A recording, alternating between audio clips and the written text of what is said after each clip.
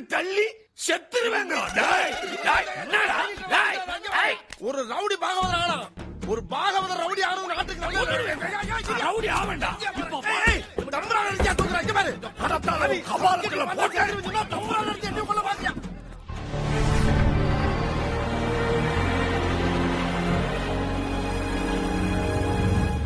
Collector கிட்ட போன கூட சார் மினிஸ்டர் லைன்ல இருக்காரு. சீக்கிரம்யா சார் இன்னும் 1 hourல கிளியர் பண்ணிடுறேன் sir. Okay sir, okay sir. இந்த குப்பத்தில் இருக்க எல்லாத்தையும் கிளியர் பண்ணிட்டு தான் சார் வரும். Right sir.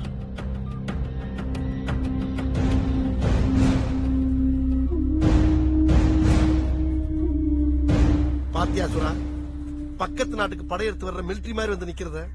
இன்னும் கொஞ்ச நேரத்துல நம்ம வீடு வாசலாம் இடிச்சு தரமட்டமாக்க போறாங்களாம். அதுக்குள்ள எல்லாரும் ஓடிருங்கன்னு சொல்றாரு அந்த கலெக்டர். என்ன சார் இதெல்லாம்? யார் நீ? எங்கள்ல ஒருத்தன், எங்களுக்காக ஒருத்தன், எங்களுக்காக உங்ககிட்ட பேச போற ஒருத்தன்.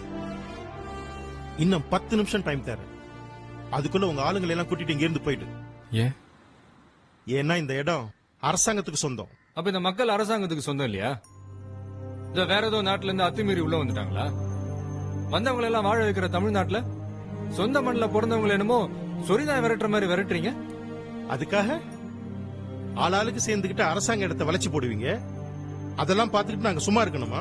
சார், இது நாங்க வளைச்சு போட்ட இடம் இல்ல சார். வம்சா வழியா வாழ்ந்துகிட்டு இருக்கிற இடம்.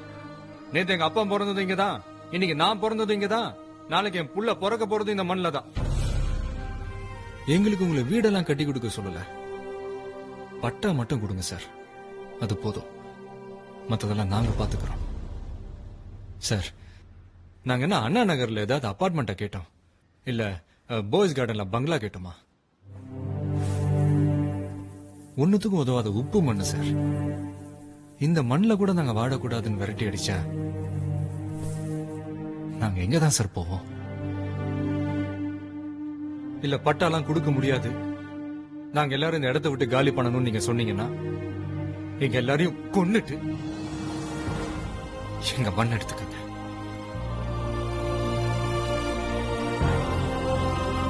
எல்லாரும் உட்காருங்க.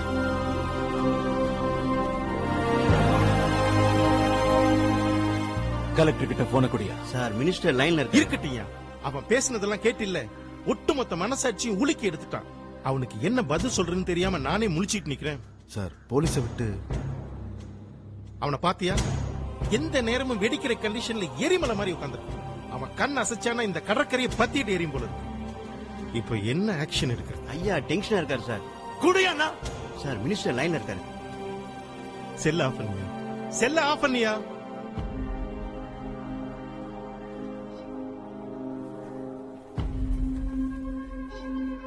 உன் கோபம் கோரிக்கை எல்லாம் நியாயமானதான் தம்பி. ஆனா நான் உங்களுக்கு எல்லாம் பட்டா கொடுக்கணும்னா நீங்க எல்லாம் இங்கதான் குடியிருந்தீங்கிறதுக்கு என்ன ஆதாரம் இருக்கு? எங்க கிட்ட இருந்தது பூரா நெருப்புல பறி கொடுத்துட்டங்க. இப்ப எந்த ஆதாரமும் இல்ல. அப்ப நான் என்ன பண்ண முடியும்? ஆதாரம் இருக்கு சார்.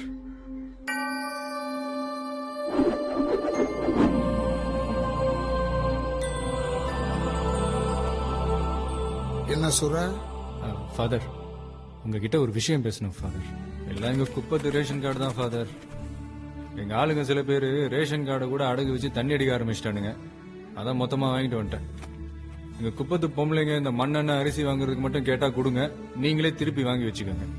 இது நீங்க எங்களுக்கு செய்யற பெரிய உதவியா இருக்கும் ஃபாதர்.